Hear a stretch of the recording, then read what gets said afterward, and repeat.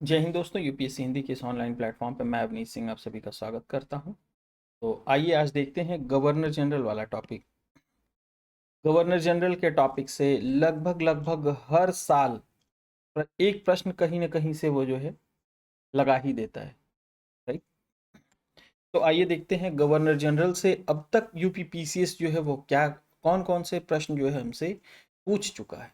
Right, कौन कौन से प्रश्न हमसे पूछ चुका है, एटलीस्ट उनका उत्तर हमें आना चाहिए। और नहीं आ रहा है, अगर आए हुए प्रश्नों का उत्तर नहीं आ रहा है तो आने वाले प्रश्नों का उत्तर पक्का नहीं है। ये बात तो नोट करके रख लें। आपके पढ़ाई का मेन जो मापने का दरिया जो जरिया है ना, जैसे यूनिट ऑफ पावर, पावर को मापते हैं ना वाट में, वाट में मापते हैं ना कि कितने वाट जो है इसका इसकी शक्ति है। तो अपनी जो शक्ति है ये मापने का जो है वो पीवाई क्यू ही एक जरिया है। इससे आप मापिए अपने आप को कि आप कहाँ पे अपने आप को खड़े पा रहे हैं, कहाँ पे आप स्टैंड कर रहे हैं। अगर सीधा सा एक बात बताऊं तो अगर आए हुए क्वेश्चंस अगर नहीं हल हो रहे हैं तो आने वाले नहीं हल होंगे। जो अभी आए ही नहीं है, जो नए बनने हैं वो तो पक्का नहीं हल हो। ठीक। जैसे जन प्रशासन की नींव वारन हेस्टिंग द्वारा मजबूती से रखी गई थी, जिस पर ऊपरी संरचना कार्नवालिस ने। तो यानी आपसे अगर पूछता कि सिविल एडमिनिस्ट्रेशन की जो जो बेस है, जो फाउंडेशन है, वो किसके द्वारा रखी गई थी, तो आप सही से विचार करके देखिएगा कि क्या वारन हेस्टिंग, आपको ये उत्तर पता था? क्या उत्तर पता था आपको? और क्या वारन हेस्टिंग का नाम अगर हटा दिया जाता तो क्या आप कार्नवालिस को मार्क कर लेते? और नहीं कर लेते तो यानी कि आप खुद को बेवकूफ़ बना रहे हैं, आप पढ़ाई नहीं कर रहे हैं कायदे से। अगर अब तक अगर आपको एक साल भी पढ़ाई करते हुए हो चुके हैं और अगर आपको इसका उत्तर नहीं पता था तो आप खुद को धोखा दे रहे हैं, खुद के साथ साथ अपने माँ बाप को, सभी को धोखा। ठीक। ईस्ट इंडिया कंपनी के असैनिक और सैनिक सुधार करने का श्रेय किसे जाता है? क्लाइव को। जब मैं आंसर बताता हूं जब मैं आंसर बताता हूं तो आपके दिमाग में ये साथ में होना चाहिए कि ये उत्तर मुझे पता था या नहीं पता था। यानी कि ये दिमाग में तुरंत क्लिक करना चाहिए। ठीक है, अभी आप पढ़ रहे हैं कि ईस्ट इंडिया कंपनी के असैनिक और सैनिक सुधारों का श्रेय जो है वो क्लाइव को जाता है, ये मैंने बता दिया। लेकिन क्या ये उत्तर पता था कि श्रेय क्लाइव को जाता है? पता था? परीक्षा में आता ये अगर प्रश्न तो आप कर लेते। नेक्स्ट है, लॉर्ड डलहौजी ने व्यापगत के सिद्धांत के आधार पर लॉर्ड डलहौजी ने व्यापगत के सिद्धांत के आधार पर ब्रिटिश साम्राज्य में समृद्ध क्षेत्र जोड़े। किसने जोड़े थे? Lord Dalhousie annexed prosperous region of the British Empire based on doctrine of lapse। तो डॉक्ट्रिन ऑफ लैप्स जो था, ये थियरी किसकी थी? किसकी थियरी थी doctrine of lapse? Lord Dalhousie की। लॉर्ड डलहौजी की। बंगाल का पहला गवर्नर कौन था? बंगाल का पहला गवर्नर कौन था? देखिएगा, दोनों बातें अलग अलग है। बंगाल का पहला गवर्नर और बंगाल का पहला गवर्नर जनरल। बंगाल का पहला गवर्नर और बंगाल का पहला गवर्नर जनरल कौन? दोनों बातें अलग अलग है। बंगाल का पहला गवर्नर पूछे तो रॉबर्ट क्लाइव। कौन होगा? Robert Clive. लेकिन बंगाल का प्रथम गवर्नर जनरल पूछे तो लॉर्ड वारन हेस्टिंग्स होंगे। कौन होंगे? Lord Warren Hastings. अब ये आप जरा वर्ष बताइए, तो ये वर्ष बताइए आप। मैं आपको एक हिंट देता हूं, ये 1700 की बात है, ये 1750 के बाद की बात है और ये 1820 के बाद की बात है। मैं सिर्फ एक हिंट दे रहा हूँ आपको, ये डेट नहीं है। ये मत आके कमेंट बाजी करने लगिएगा कि आप तो गलत बता दिए। मैं बस आपको एक हिंट दे रहा हूँ, ये इसके बाद का डेट है और ये इसके बाद का, मतलब हो सकता है कि 10-20 साल बाद का डेट है। ये भी हिंट दे रहा हूँ आप, लेकिन मुझे कमेंट करके एग्जैक्ट बताइए। ये मैंने इसलिए बता दिया कि आपको लगा सर को पता नहीं है और आके हम लोग से पूछ रहे हैं। ठीक।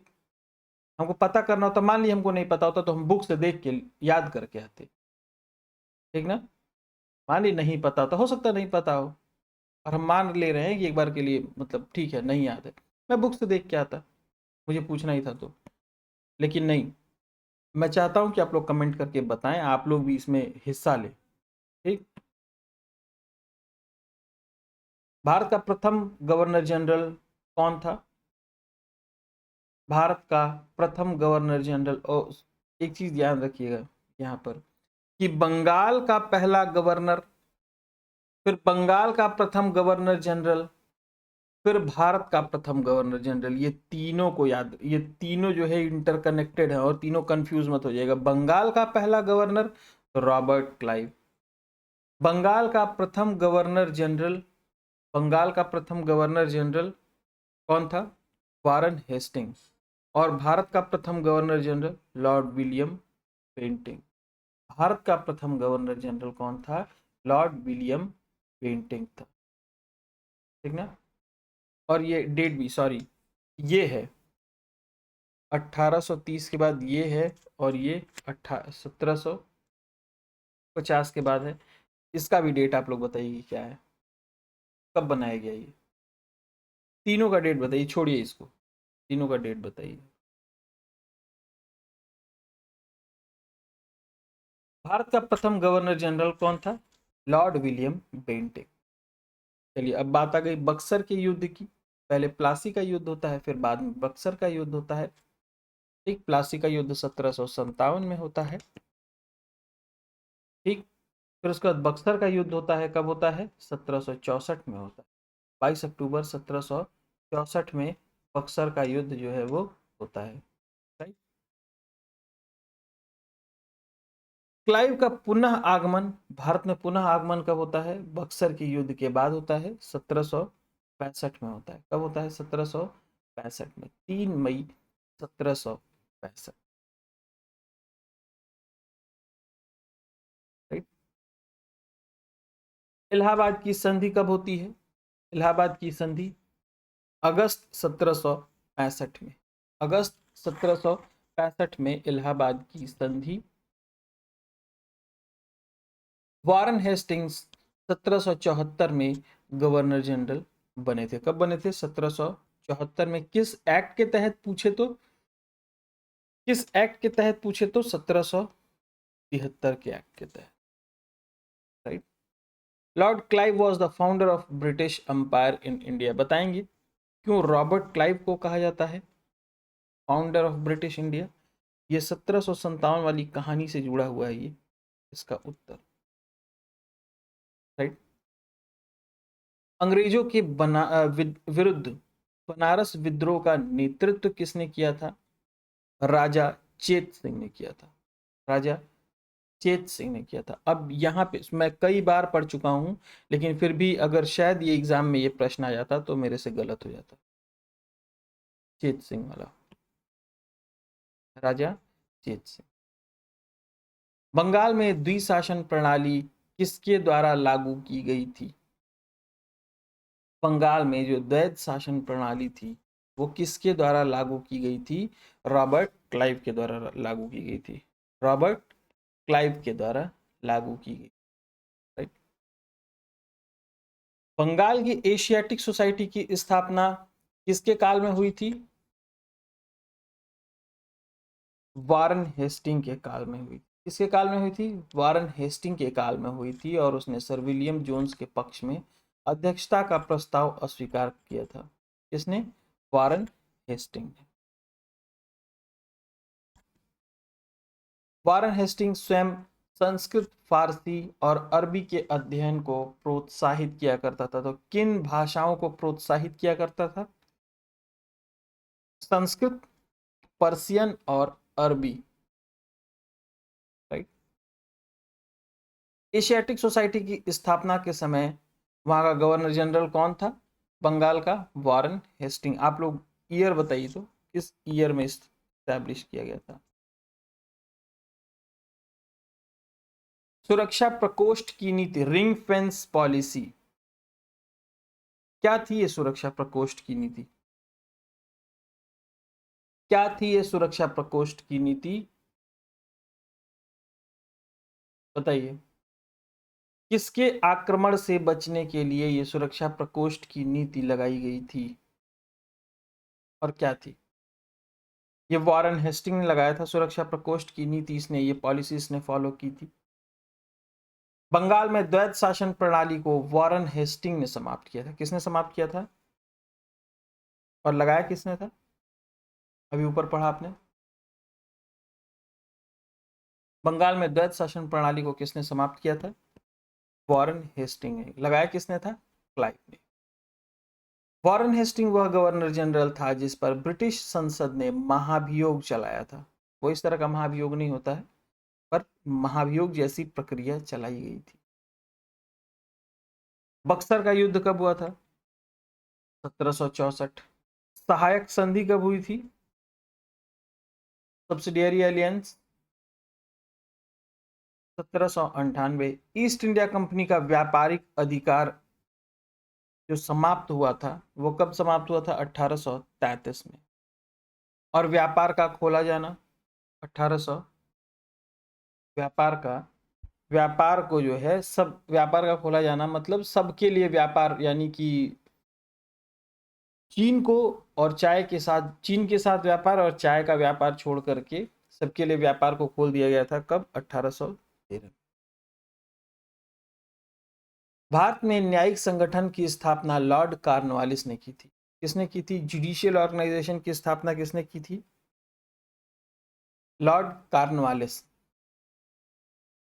भारतीय सिविल सेवा की नींव जो है वो किसने रखी थी? लॉर्ड कॉर्नवालिस ने ही रखी। 18वीं शताब्दी में दरोगा को कंपनी बहादुर की शान शौकत का प्रतिनिधि कहा जाता था। किसको? दरोगा को। लॉर्ड कॉर्नवालिस की कब्र जो है वो कहां पर स्थित है? गाजीपुर में। गाजीपुर कहां पर है बताइए आप लोग। अब ये नहीं बता पाइए तो फिर मतलब क्या मतलब है पढ़ाई करने का? यूपीपीसीएस की तैयारी कर रहे हैं, ठीक। 1802 की बसीन की संधि अंग्रेज और बाजीराव द्वितीय के मध्य हुई। किसके किसके मध्य? अंग्रेज और बाजीराव द्वितीय के मध्य हुई थी। कब हुई थी? 1802 में। लॉर्ड वेलेजली की सहायक संधि को स्वीकार करने वाला पहला मराठा सरदार जो था वो कौन था? बाजीराव द्वितीय। कौन था? बाजीराव द्वितीय। सहायक संधि व्यवस्था लॉर्ड वेलेजली के काल में क्रियान्वित की गई थी। किसके काल में क्रियान्वित की गई थी? लॉर्ड वेलेजली के काल में क्रियान्वित की गई। सहायक संधि को स्वीकार करने वाला प्रथम देशी शासक कौन था? हैदराबाद का निजाम। कौन था? हैदराबाद का निजाम। सहायक संधि स्वीकार करने का जो क्रम था, जो राज्यों का क्रम था, वो सबसे पहले किसने? हैदराबाद, मैसूर, अवध, तब सिंधिया। इस क्वेश्चन के अकॉर्डिंग है ये आप लोग इसकी पूरी लिस्ट आप लोग बनाएंगे तो ये जो क्रोनोलॉजी है वो चेंज है। पूरी लिस्ट इसकी आप लोग बना लीजिएगा, ठीक। ये क्वेश्चन अक्सर आता है, ये मैंने एक बार यहाँ पे लिख दिया लेकिन ये कई बार आ चुका है ये क्वेश्चन। सुगौली की संधि 1815 में हुई थी। कब हुई थी? 1815 में हुई थी। किसके किसके मध्य हुई थी? किसके किसके मध्य हुई थी? अवध का नवाब सबसे पहले सहायक संधि स्वीकार करने वाला शासक था। सहायक संधि स्वीकार करने वाला शासक कौन था सबसे पहला? नवाब ऑफ अवध, ठीक। लेकिन अगर ये कर दे कि नवाब ऑफ अवध का नाम ये हटा दे और पूछ ले इनमें से, तो क्या करेंगे आप? तो इसके लिए आप लिस्ट प्रिपेयर कर लें, ठीक। भारत में सहायक संधि प्रणाली की शुरुआत लॉर्ड वेलेजली ने की थी। The main purpose of subsidiary alliance with Rajput state was to establish British supremacy। जो अंग्रेजों का जो प्रभुत्व था वो स्थापित करना ही इनका उद्देश्य था। जब नेपोलियन ने यूरोप में साम्राज्य गिरा रहे थे, जब नेपोलियन यूरोप में साम्राज्य गिरा रहे थे, भारत में ब्रिटिश प्रभुत्व को मजबूत बनाए रखने वाला गवर्नर जनरल कौन था उस समय? Lord Wellesley. आंग्ल नेपाल युद्ध, ये अक्सर पूछता है। आंग्ल नेपाल युद्ध, आंग्ल मैसूर युद्ध, आंग्ल फ्रांसीसी युद्ध, ये किसके किसके समय में हुई थी? प्रथम आंग्ल नेपाल, द्वितीय आंग्ल कर्नाटक, ये सब किसके किसके समय काल में हुआ था? ये अक्सर पूछता है, ठीक। हेक्टर मुनरो बक्सर के युद्ध में था। आंग्ल नेपाल युद्ध लॉर्ड हेस्टिंग्स। चतुर्थ आंग्ल मैसूर युद्ध वेलेजली। और तृतीय आंग्ल मैसूर युद्ध कॉर्नवालिस। तृतीय आंग्ल मराठा युद्ध लॉर्ड हेस्टिंग्स से संबंधित था। किससे संबंधित था? लॉर्ड हेस्टिंग्स से संबंधित था। सर टॉमस मुनरो 1820 से लेकर 27 तक मद्रास के गवर्नर रहे थे। तथाकथित कुशासन के कारण लॉर्ड विलियम बेंटिक ने मैसूर का प्रशासन अपने हाथों में लिया था। थर्ड आंग्ल मैसूर वाद was associated with Lord Cornwallis, यानी इनके समय में हुआ था। ठगों का दमन किसने किया था? कैप्टन स्लीमन ने। किसने? कैप्टन स्लीमन ने। सती प्रथा पर पाबंदी किसने लगाई थी? 1829 में लॉर्ड विलियम बेंटिंक। 1829 में लॉर्ड विलियम बेंटिंक ने लगाई थी। बंगाल से दासों के निर्यात को 1789 में कब रोका गया था? 1789 में रोका गया था, राइट। अवध का विलय किसने किया था? लॉर्ड डलहौजी ने। किस आधार पर किया था? कुप्रशासन के आधार पर किया था। ब्रिटिश साम्राज्य में अवध का विलय कब हुआ था? 1856 में हुआ था। कब हुआ था? 1856 में। अब देखिए विलय जो है वो उसका कब कब डेट है? 1748 में, पंजाब 1849, करौली 55, अवध 56, ठीक ना। तो ये क्रोनोलॉजी है इसकी, इसको आप एकदम से रट जाइए। पघाट रियासत का ब्रिटिश साम्राज्य में विलय कब हुआ था? 1850 में। विलय की नीति को लॉर्ड डलहौजी ने नियोजित और क्रियान्वित किया था। किसने? लॉर्ड डलहौजी ने। Real name of lord Dalhousie sir Andrew Ramsay. Satara, Sambalpur और झांसी के विलयों का क्रम क्या है? तो सेम है, जो दिया गया है वही है। सिंध का विलय लॉर्ड एलनबरो के शासनकाल में हुआ। किसके शासनकाल में? लॉर्ड एलनबरो के शासनकाल में हुआ था। सिंध पर ब्रिटिश कब्जा कब हुआ था? 1843 में।